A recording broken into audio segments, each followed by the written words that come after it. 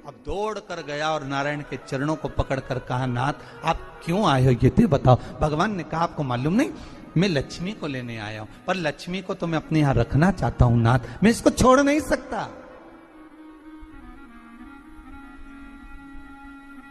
मैं लक्ष्मी जी को छोड़ नहीं सकता, मैं इनको लेकर जाऊं।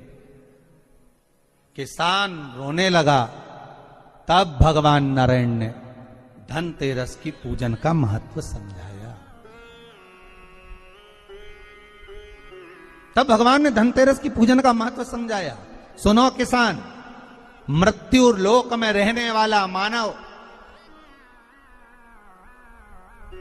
अगर धनवंतरी की पूजन करता है, धनतेरस के दिन कार्तिक महीने में पड़ने वाली सुंदर त्रयोदशी तिथि को जो धनवंतरी की पूजन करेगा, उसके घर से लक्ष्मी कभी बाहर नहीं जाएगी। नारायण जैसे बोले तो किसान तुरंत प्रसन्न हो गया। प्रभु प्रभु आप मुझे वो उपाय, आप मुझे वो पूजा का प्रयोग, आप मुझे वो महत्व उस धनवंतरी पूजन का, उस धनतेरस की पूजन का बता दीजिए, जिससे मेरा कल्याण हो जाए, जिससे मेरा उद्धार हो।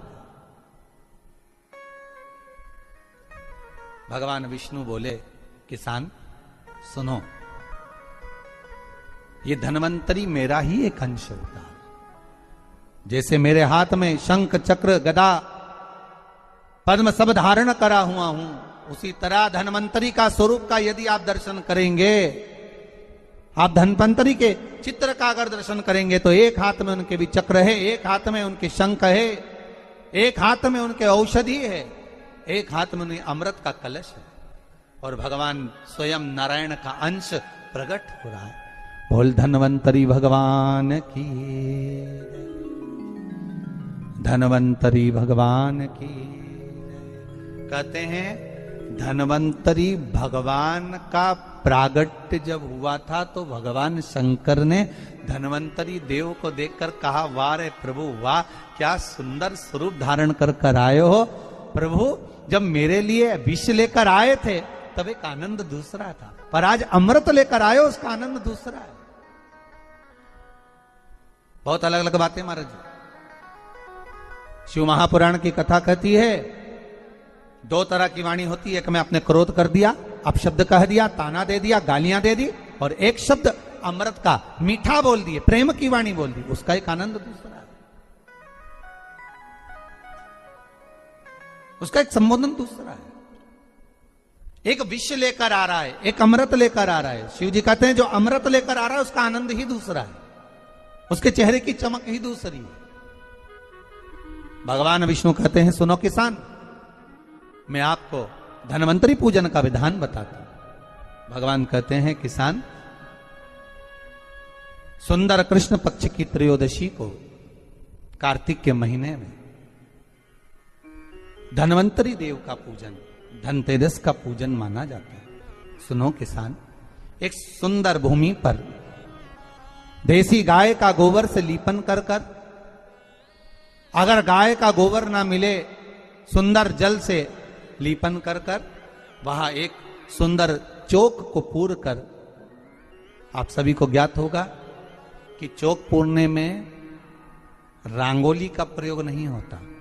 आप लोगों को मालूम होगा चौक पूरने में आटा और हल्दी का प्रयोग होता है। काय का प्रयोग होता है? आटे और हल्दी का प्रयोग। आटे हल्दी का प्रयोग क्यों होता है? क्योंकि आटा समृद्धि को बढ़ाता है, लक्ष्मी वैभव को बढ़ाने वाली हल्दी होती है। इसलिए जब चौक पूरा जाता है भूमि पर, तो चौक पूरते समय आटा हल्दी का प्रयोग करते हैं। थोड़ा सा चावल का दाना या गेहूं का दाना रख दिया जाता है, उसके ऊपर एक सुंदर चौकी, एक चौरंग, एक पाटा रख दिया जाता है।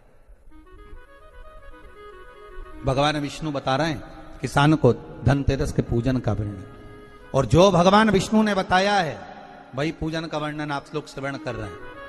आज धनतेरस है, आज धनतेरस का प्रयोग कर पूजन करें, और शिव महापुराण के इस भाव को, विष्णु पुराण के इस भाव को, स्कंद पुराण के इस भाव को आप धारण करें, और जो विधान भगवान विष्णु बता रहे हैं उसके हिसाब से, उसके अनुसार आप लक्ष्मी का पूजन, धनतेरस का पूजन करें। चौकी लगाएं, चौरंग लगाएं, पाटा लगाएं, उस पाटे पर एक सुंदर लाल वस्त्र धारण करा दें, लाल वस्त्र बिछा दें।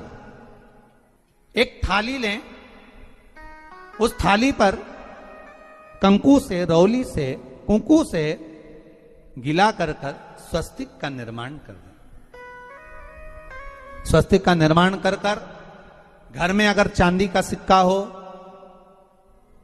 अगर चांदी का सिक्का नहीं हो, चांदी का कॉइन नहीं हो, तो अपने घर का 1 का सिक्का, 2 का सिक्का, 5 का सिक्का, 10 का सिक्का, जो भी आपके घर में हो वो कॉइन ले लें महाराज, उसको थाली के अंदर रख दें स्वस्तिक के ऊपर।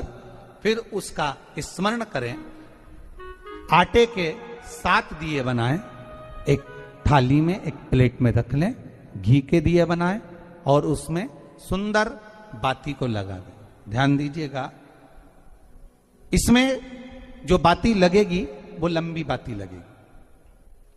लक्ष्मी जी की पूजन में जितनी भी बाती लगे वो लंबी लगे। महाराज घी के दिए लगा दें 7, 7 दियों को प्रज्वलित कर लें, प्रकट कर लें। एक दिया तेल का लगा लें। तेल का जो दिया लगाया है, जहां पर आपने सिक्का रखा है, कॉइन रखा है, उसका लेफ्ट हैंड, मतलब आप ऐसे बैठे हो तो आपका सीधा हाथ की ओर आप तेल का दिया लग दें। और जो 7 दिए आपने लगाए हैं वो लक्ष्मी जी के राइट हैंड, मतलब आपका लेफ्ट हैंड हो गया, लक्ष्मी जी का राइट हैंड, आपका लेफ्ट हैंड हो गया, आपका उल्टा। वहां पर 7 दिए जो आपने प्रज्वलित करे हैं वो प्लेट में रख दें।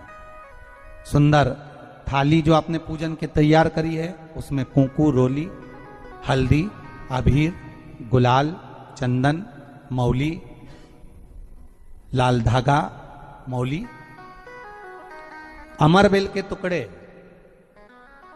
कमलगट्टे, हल्दी की गांठ,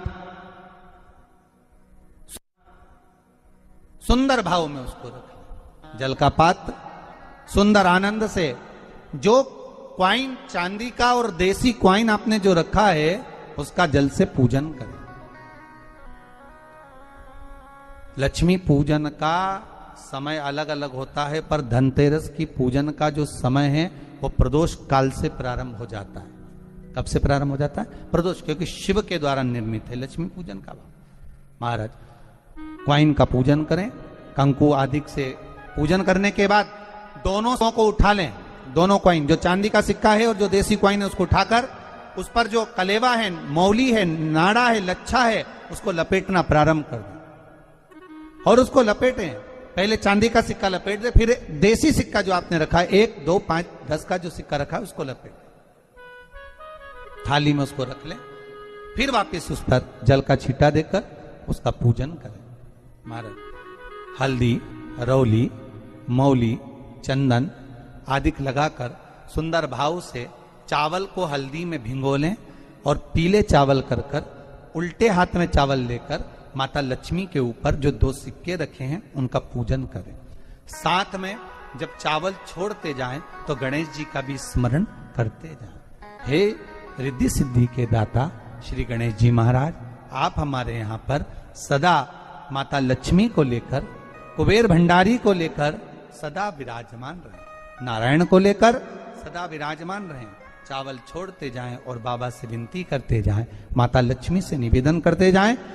भगवान शिव का स्मरण करें, भगवान नारायण का स्मरण करें, माता लक्ष्मी का स्मरण करें, रिद्धि सिद्धि के दाता भगवान श्री गणेश जी महाराज का स्मरण करें, छोड़ते जाएं। जब चावल पूर्ण छोड़ देवें, पूजन पूरी तरह से हो जाए, तब महाराज 7 सुंदर आनंद से अमरबेल के टुकड़े, अमरबेल वृक्ष पर एक पीले कलर की बेल चलती है, पीली, उसमें पत्ते नहीं होते, वो किसी भी वृक्ष पर डली रहती, वो अमरबेल कहलाती।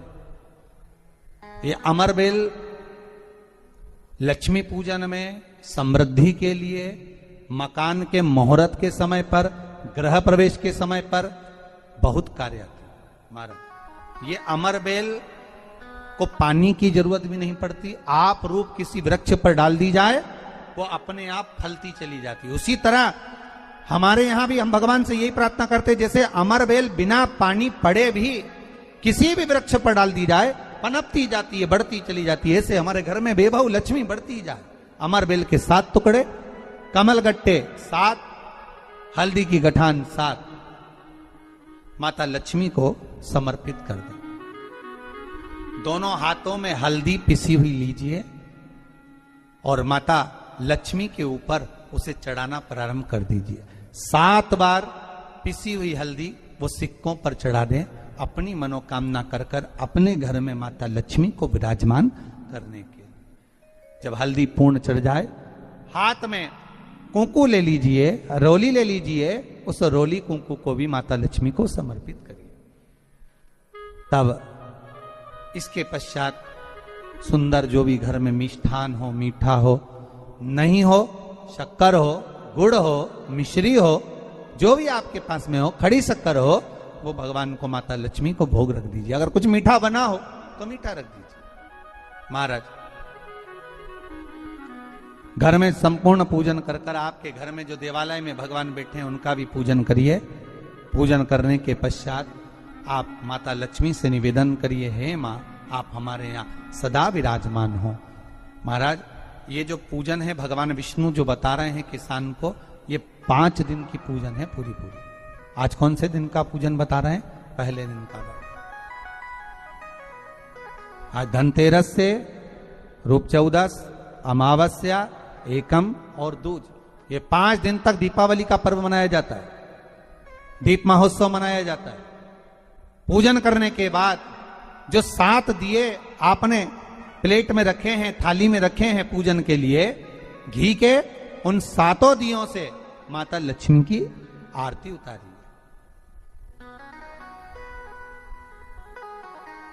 उन 7 दियों से माता लक्ष्मी का पूजन करिए। माता लक्ष्मी से विनती करिए,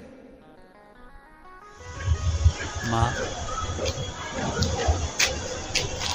हम आपके पुत्र हैं, मां आप हमारे घर का रास्ता भूल गई हो, बहुत कष्ट है, बहुत दुखी है, पर भगवान शिव पर विश्वास कर कर, कुबेर भंडारी पर, कुबेरेश्वर महादेव पर विश्वास कर कर, भगवान नारायण के सुंदर प्रसंगों पर विश्वास कर कर, मां भगवान शंकर का अनुमोदन कर कर, हे मां आप हमारे घर में विराजमान हो, मां आप हमारे मार्ग को, हमारे घर को, हमारे घर के रास्ते को, हमारे घर के द्वार को आप भूल गई हो मां।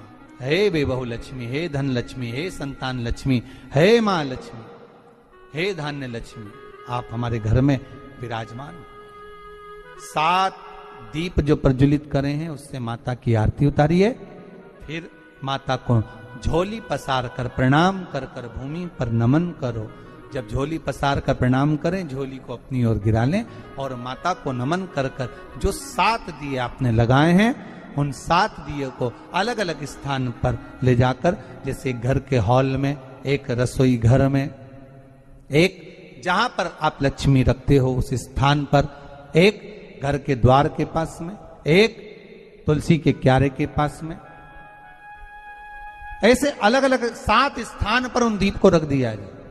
महाराज एक भगवान का जहां पूजन हुआ है, लक्ष्मी की जहां आराधना करी, एक दीप वहां पर भी रखा जाए।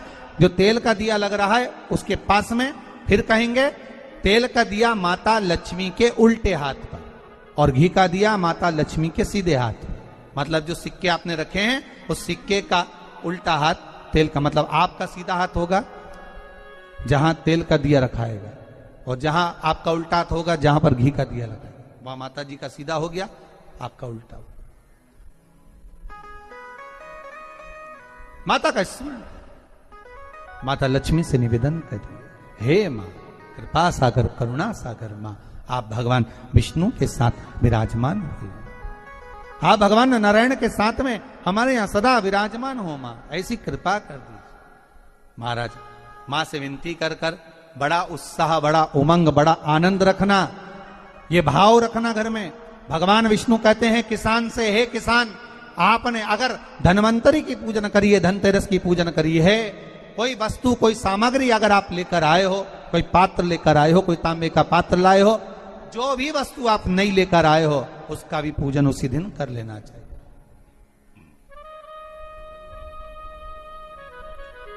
उसका भी पूजन करना चाहिए।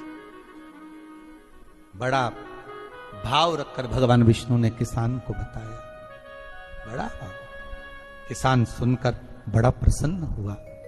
नारायण प्रभु, क्या मां फिर मेरे घर में रहेगी? भगवान कहते हैं, सुनो किसान, ये लक्ष्मी, अगर आप धनवंतरी का पूजन करते हो, धनतेरस का पूजन सुंदर कार्तिक के महीने की कृष्ण पक्ष की त्रयोदशी को अगर आप कर रहे हो, तो ये लक्ष्मी भले मेरे साथ बैकुंठ में जाकर रहे,